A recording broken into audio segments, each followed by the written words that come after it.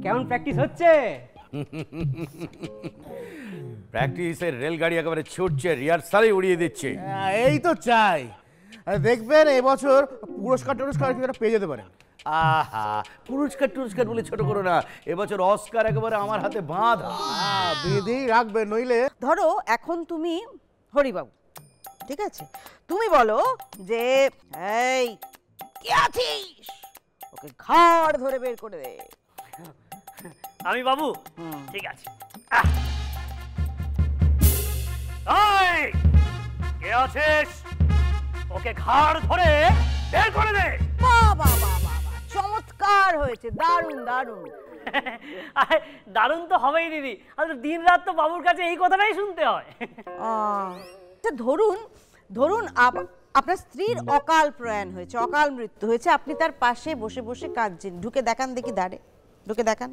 তুমি চলে গেলে আমি কি নিয়ে থাকবো?